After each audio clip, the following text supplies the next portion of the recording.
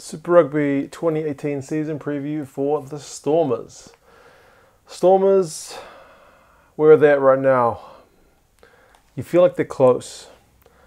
Quarterfinalists the last 2 seasons, and 2 seasons dumped out to the Chiefs, but in very different fashions. So remember in 2016 they avoided New Zealand teams during the regular season and got kind of embarrassed by the Chiefs in their quarterfinal at Newlands.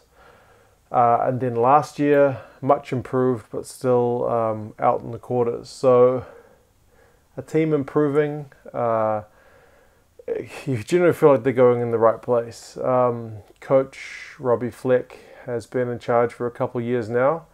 I remember he took over in kind of strange circumstances, with Eddie Jones ending up just taking the England national team job.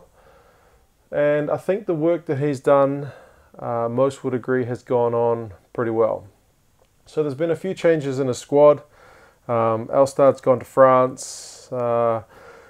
Interestingly, at 10, Coleman and Dupree have both gone, and Bjorn Basson's gone, Cheslin Colby's gone. So a few other names as well, and a few names have come in. He's named a pretty big squad, so you might have to forgive some of my pronunciation on these 47 names. Depth, really good looking in some areas and not so great looking in others. So let's have a look. In the front row, Mbonambi, Ntubeni, Samuels, Muir, Malherbe, Lowe, Sadi, Fushi, Kitsoff, Janssen van Rensburg, Vermaak and Oosthuizen. So I mean, Mbonambi was kind of the main guy last season. He's got pretty good D, good work rate. Ntubeni comes back after a season off injured. Very excited to see him back. But he is apparently also injured again for this season, for the start of the season anyway. So once he gets back to full fitness, I expect kind of a battle between him and Mbonambi for that starting job at hooker. Muir didn't play last season, and Samuels, he only played a handful of games, and he kind of showed that he needs to kick on and take a step up if he's going to challenge these other 2 guys for a job. Yeah, definitely needs to take a step up. The props, so Malherbe and Lowe, they're both like some of the best props in rugby. And both still fairly young, kind of 26 and 23 respectively, so pretty young in propping terms. Malherbe is apparently injured for the start of the season, which is going to become a familiar phrase as I go through this squad. Perhaps that's why they've gone with a 47-man squad, because there's so many guys injured. Sadi is a young, kind of up-and-coming prop. He might get a chance for some minutes with Malherbe injured, but he's going to have to compete really well for a starting spot. Fushi is new to the squad. He's played some Currie Cup, so again, he's 25. I would have thought he's going to be 4th choice, but we'll see how injuries and form takes us. One of the big names to be back in South African rugby is Stephen Kitsoff. I think it's only a good thing to have some of your best players back, and him back with the Stormers is a very good story. I'm looking forward to see how his season goes. Janssen van Rensburg, he's getting on, 32, but for a prop, again, that's not that old. We'll see if he's got the legs, because he did a lot of minutes last season, so we'll see if he's got the legs to keep that kind of form up. But with Kitsoff there, you'd think he's not going to get the first choice role. Oosthuizen kind of had pretty limited minutes last season, and Vermaak also. So again, it's kind of 2 top guys and then 2 squad guys, you would have thought. In the locks, so Etzebeth, Du Toit, Van Zyl, Schikkeling, De Klerk, Sandberg, and Morat. I haven't written Morat on the board. He's in my book. So yeah, Etzebeth is probably the biggest name. Well, one of them anyway. Him, kind of Sam Whitelock, Brodie Retallick, and some of the Northern Hemisphere guys. But in Southern Hemisphere rugby, Etzebeth is right up there, but he's injured. Injured for the start of the season. And I think his is a pretty long injury as well. So that's pretty devastating news if you're a Stormers fan.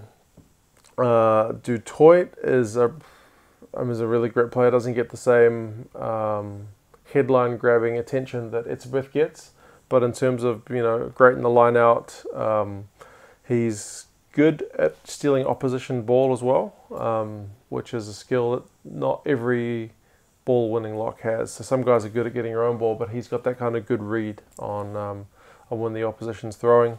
He loves a good pick and drive. And he loves tackling, so he's pretty much the all-round package. Him and Etzebeth, I think, would usually be your first two guys with some kind of depth below them. But with Etzebeth out, somebody else is going to have to step up. Van Ziel's 31, got less minutes last season, so you would have thought going forward you might give a young guy a chance, but you also might go with that experience. Schickerling, he's still a prospect at 22. He is pretty big. He's 2.03 meters. So if you're going to replace a big man, maybe nice to have a big man step up. Who else? Zandberg, he didn't get any games last season, maybe one, but very little. Morat, who I haven't written, Salma Morat, he has come up from the under-21 squad. So you got to think he's probably going to be a depth player.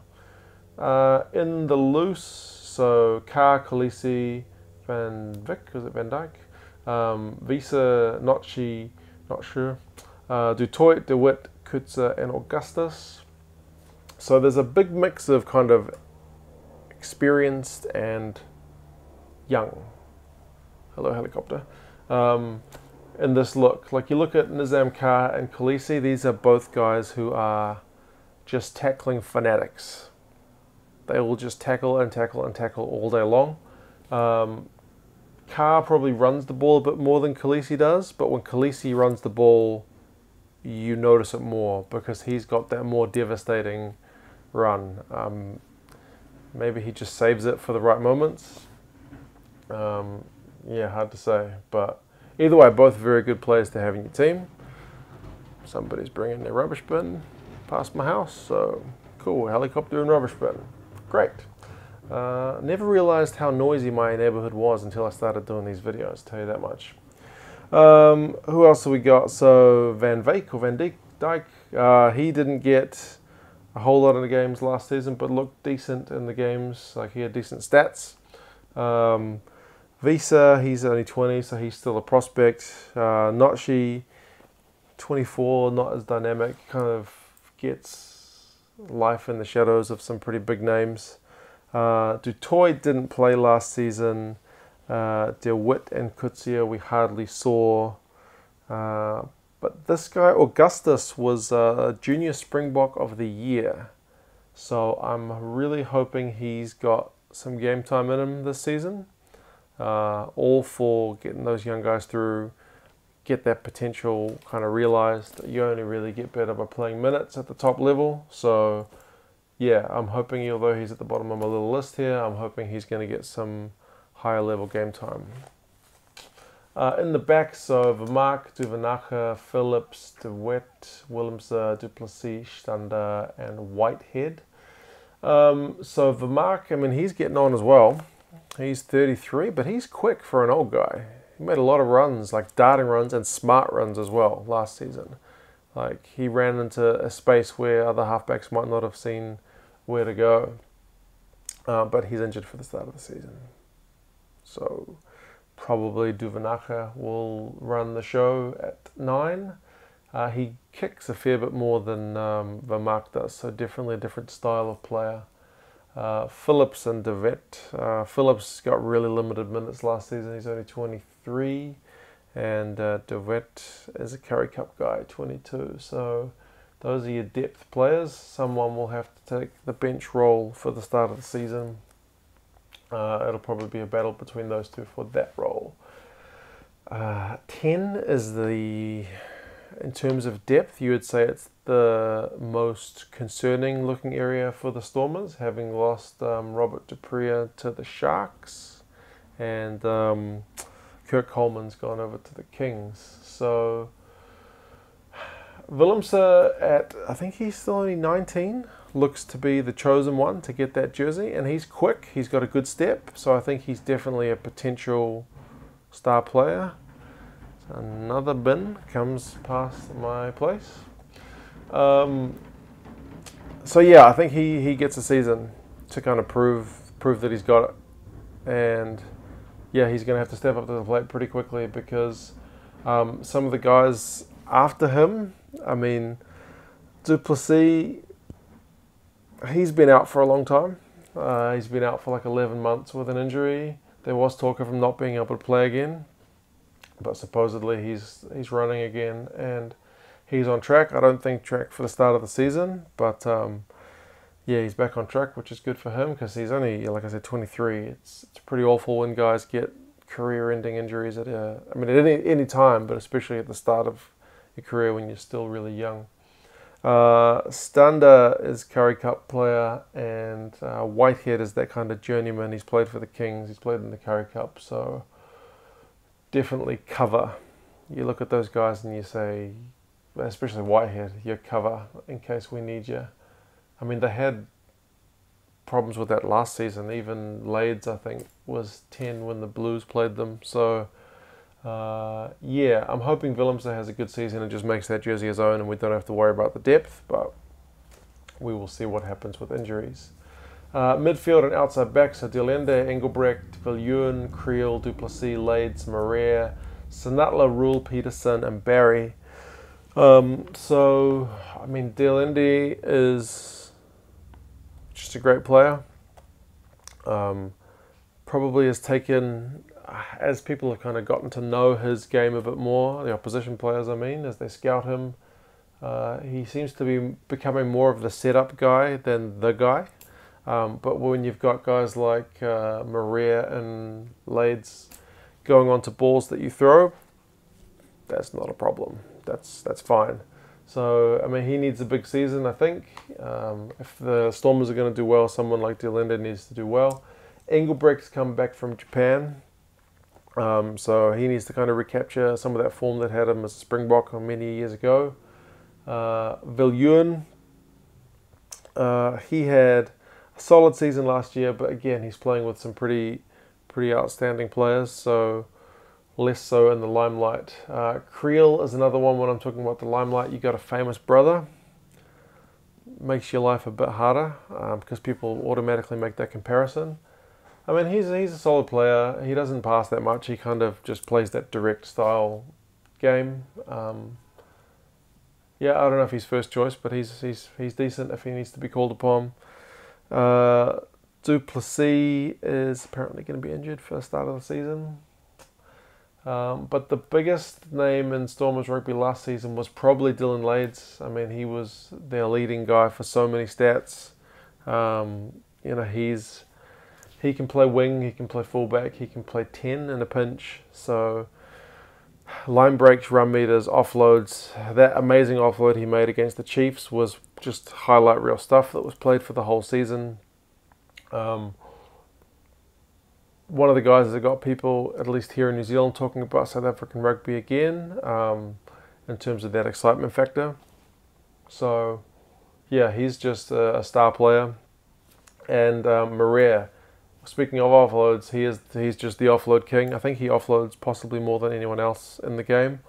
Has good runs good lines, but is injured for the start of the season. So, remember what I said about this becoming a common thing? Not ideal. Sanatla, he's got really good defence for a winger, which is good, and he runs well when he's got the ball. Guys who don't have such good defence, Raymond, Rule and Peterson. So, very gifted offensive players. I mean, especially Rule, he can do that kind of one-man show thing where he just cuts a team to pieces. But he can't really tackle, can he? Often does that kind of thing. I'll just put one arm out and might slow them down a bit. Hopefully someone else comes in with a tackle. So other teams will definitely target him if they're running against him, but they also have to tackle him when he's got the ball. So it's kind of that give and take thing. You got a guy who's going to be safe, but maybe not as X factor. You got these guys who'll score your tries, but maybe going to let in some points as well. So coach's decision, what he wants to get out of them. Craig Barry has come back from a loan from the Cheetahs, 25 years old. I would have thought he is at the bottom of your depth chart, just in case there are injuries. So yeah, it's still a good looking squad. I think there's a lot to be excited about if everyone's fit. There are injuries which can be covered for now, but if they get any worse, you'd be getting even more concerned than you would be at the moment. And like I say, 10 is going to be a very interesting one to see how that goes. But I mean, under Fleck, like I said, they've come a long way. You remember watching them in 2012 when Alistair Coetzee was the coach, and they finished top of the log for the regular season, but they had the least tries scored of any team. So, I mean, it was a style that was effective, but it didn't get them anything in the end. And it's not, I mean, winning rugby is attractive, but attractive rugby is also attractive. So he's playing attractive rugby. We like that here in New Zealand. I like to watch it. That game against the Chiefs, like I said, the regular season one, was just one of the games of the season. Two of the best tries. The one that, I forget which Chiefs player scored, it was just coast to coast. And that one that Lade set up to, I think, Maria to score was just amazing stuff. The quarterfinal was a lot less flashy. I mean, I guess when it's finals time, you kind of buckle down and play a bit more sensibly. But either way, I think last season they exercised the demons of the 2016 quarterfinal. If they do get the Chiefs in the quarterfinal, they really need to win though, because that's becoming it could become like a mental thing if they keep getting them like that. Paul Feeney is the assistant coach. That's why I got this Auckland gear on today. He used to coach the Auckland Mitre 10 Cup team. He's a very stern individual, but if you listen to him, he talks some good stuff. He's a very interesting guy to listen to. And like he said, when people have asked him about it, the skills work that they're doing, because he is the skills coach, not assistant coach, I should say. So he's skills coach. The skills work, it just takes time and repetition and lots of practice. So they are getting better year on year, and I'm looking forward to see kind of the fruit of that labour continue to grow this season. Oh yeah, I should say that compared to that 2012 season where they scored the lowest tries of all teams, so last season they were 4th in terms of average tries per game. They scored 4.1 tries per game. They were 4th in run meters, 4th in tackle busts. So they were doing a lot of good stuff with ball in hand. Very good team to watch. Their set piece was okay. And surprisingly for a team with really good locks, their line-out work was just fine. Wasn't great. It was kind of at the lower end of success rates. So yeah, better at winning opposition ball than some other teams, but need to hold on to your own ball more. And another thing that's going to lead on to their schedule is just their touring form last season was bad. Their tour of New Zealand was a shocker. They got beaten heavily by the Crusaders. They led in 57 points. They got beaten heavily by the Highlanders.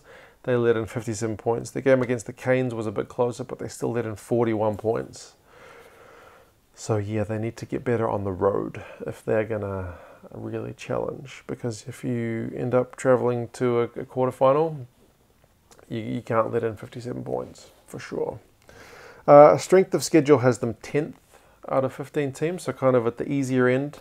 They avoid the Brumbies and the Hurricanes, which is probably part of the reason for that, because the Brumbies were in a poor conference. They were the better of the Aussie teams, and the Hurricanes had one of the best for and against last season. So that'll, given strength of schedules based on last year's for and against, that makes their strength of schedule a bit on the easier side.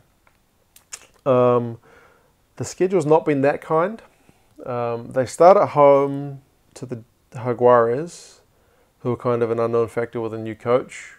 you'd think you have to win that one, because then after that you're on the road to the Waratahs, on the road to the Crusaders, and on the road to the Highlanders. So you get that Australasian tour out of the way first thing, and you better be on your game, because like I said, you're playing those two teams away that gave you 57 points, put 57 points on you last season. So if they can do the kind of same thing, improvement they showed from 2016 to 17 with the Chiefs, I'm hoping they show that improvement against the Crusaders and Highlanders.